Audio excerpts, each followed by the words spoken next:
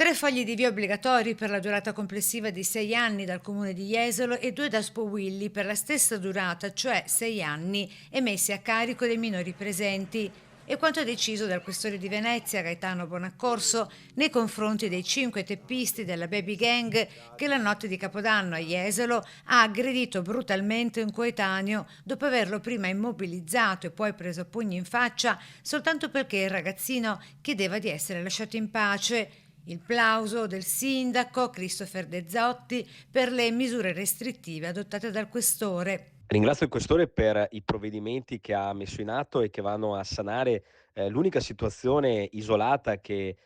si è verificata a Capodanno, un Capodanno che altrimenti sarebbe stato assolutamente tranquillo nella città di Jesolo. Bene i provvedimenti perché continuano a rafforzare il messaggio che vogliamo dare tutti assieme, insieme con le forze dell'ordine e come città, di dire che chi viene a Jesolo per fare confusione o per violare la legge non è benvenuto e non resta impunito. I 5 bulli considerati a vario titolo socialmente pericolosi e per questo 3 di loro, cioè i maggiorenni, non potranno mettere piede in città per complessivi 6 anni, vale a dire 2 anni a testa, mentre sarà interdetto l'accesso a tutti i locali della Movida di Jesolo per 6 anni ai 2 minorenni, cioè per 3 anni ciascuno.